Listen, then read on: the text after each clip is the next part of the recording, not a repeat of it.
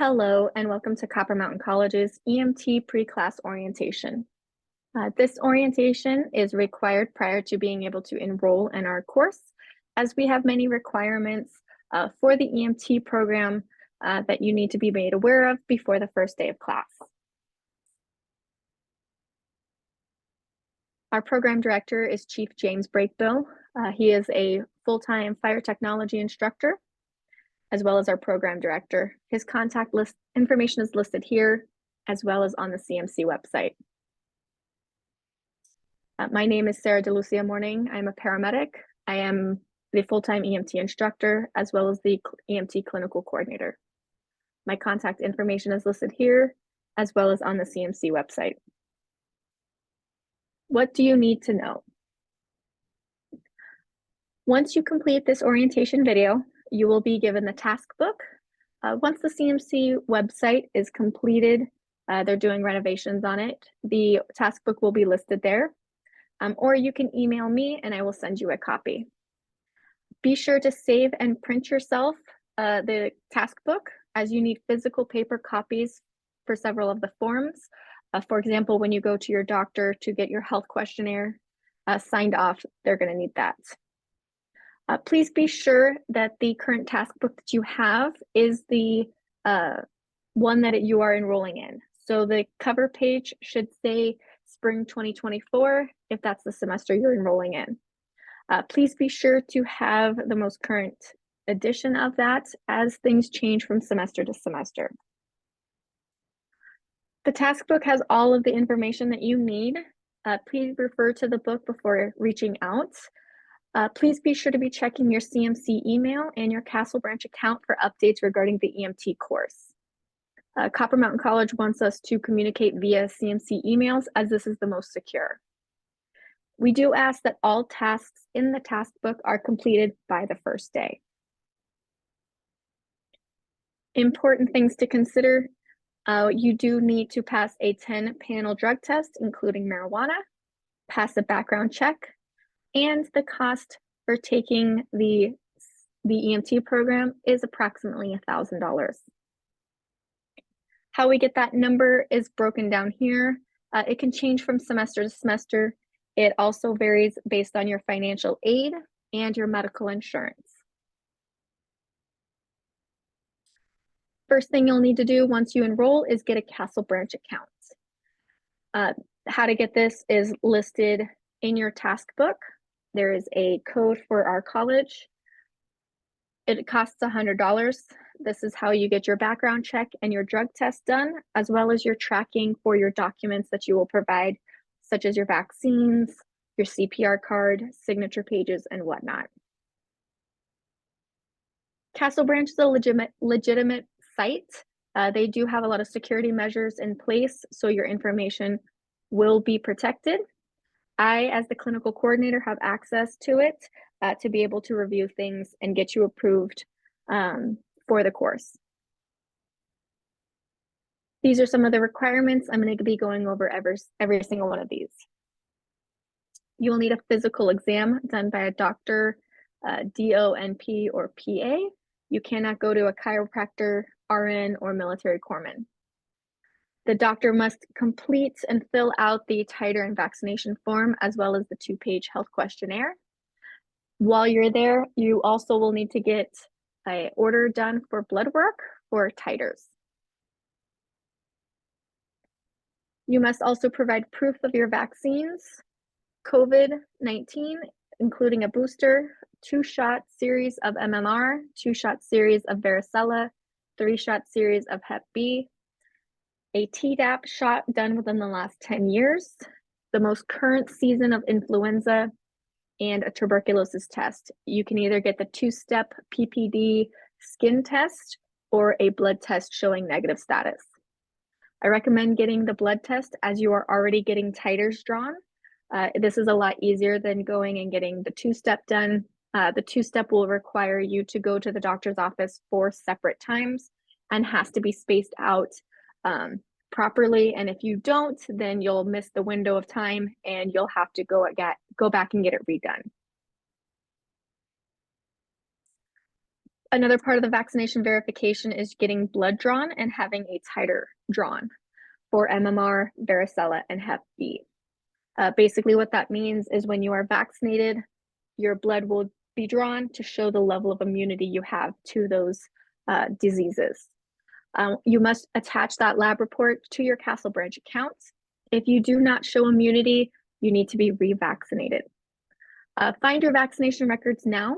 You can go to your school that you went to elementary school and high school. They should have that information. Your doctor's office. We do have to have those vaccines. If you cannot get those, if they are absolutely gone forever, you can still get your titers drawn. And if you do show immunity to those things, those can be in place of. COVID-19 vaccine is required with a booster. Our hospital that you will be doing your patient contact experience requires you to be fully vaccinated and boosted. There's no exemptions, no antibody test will be accepted in lieu. Background check will be done through Castle Branch. You'll enter your information into their system and they will be checking county, state, and federal databases. No other background checks will be accepted. It has to be done through Castle Branch. If you do have something in your background, please let me know. You don't even have to disclose what it is. I can send you a list of things that will disqualify you. We wouldn't want you to pay for the Castle Branch account for you to be automatically disqualified based on something in your background. Drug screening, you will have to take a 10-panel urine test for drugs, including marijuana. This has to be done through Castle Branch and approved lab with them. Our nearest one is in Yucca Valley at LabCorp. Basically, once you get your Castle Branch account, you will select the lab that you want to go to. You'll get a barcode. You'll go into that lab. They'll scan it. You'll provide the urine sample, and then they'll test it. And then those test results will automatically be uploaded into your Castle Branch.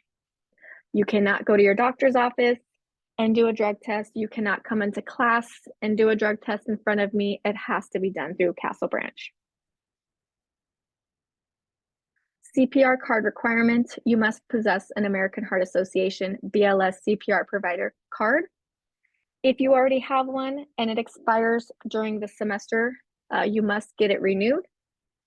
We do have some places that you can go and get it done. Captain Tony Mareb, she has a business in 29 Palms where she can do CPR. She also does some of our uniforms and textbook. CPR providers that you can get this done will also be listed in your task book. Why is all of this required? Our state and county EMS agencies regulate us and allow us to operate our EMT program. Some of these things are OSHA required.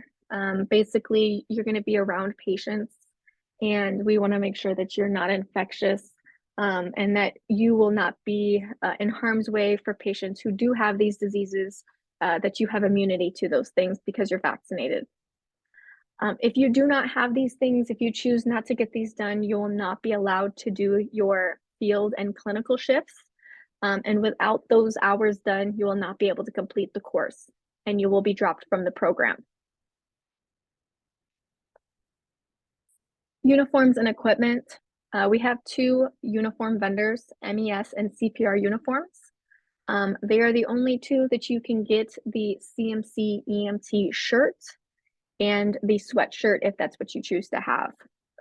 You can get everything else from any other place that you want. The navy blue EMS uniform pants, the black web belt, and the black boots with a steel or safety toe. But you do have to get the EMT CMC specific shirt from our uniform vendor, and that information will be listed in your task book.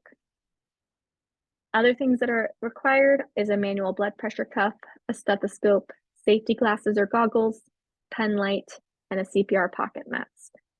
The textbook information is listed in the CMC portal and in the task book. Like I said, the EMT uniform shirt must be purchased through the vendor. Grooming standards, you need to wear your uniform in class. You need to wear it when you go to your field and clinical shifts. You need to have proper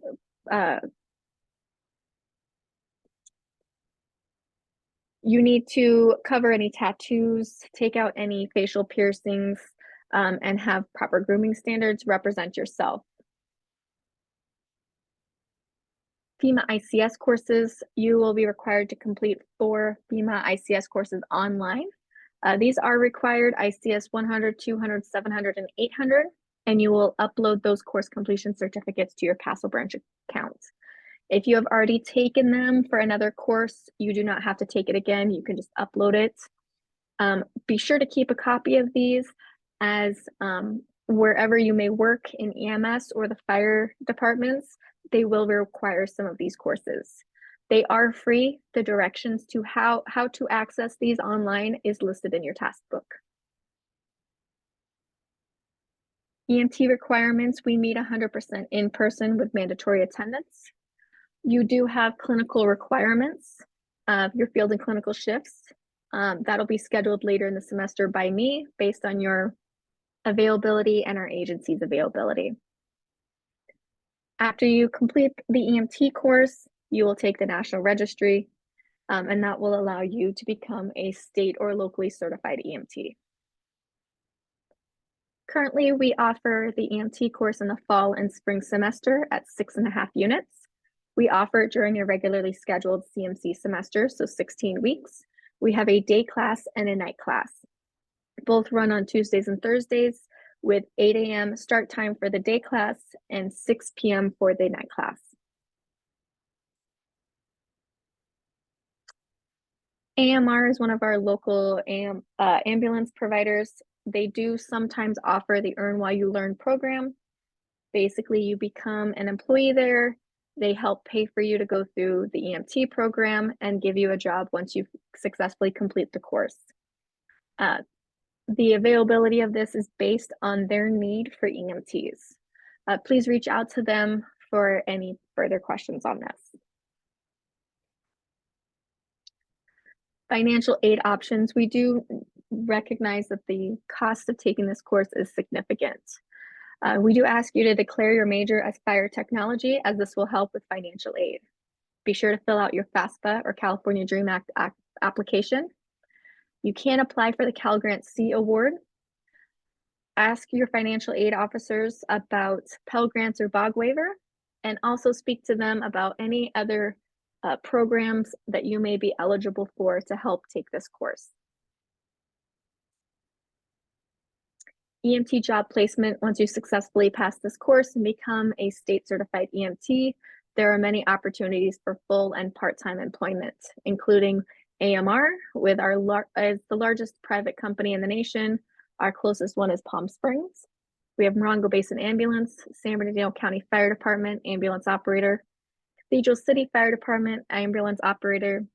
There are a number of ambulance companies in LA and Orange counties, as well as many of our local hospitals have ER technicians that will hire you. So things to take away from this orientation is the use of drugs or alcohol may disqualify you. The cost of taking this program is significant. Once you are registered for our course, get started on your task book. And we ask that all of these tasks are completed by the first day of class. Now that you have watched this video, you will complete the Google form. The link should either be on the CMC EMT webpage or email me and I will send it to you. Once that is received, you will be given permission to enroll by admissions.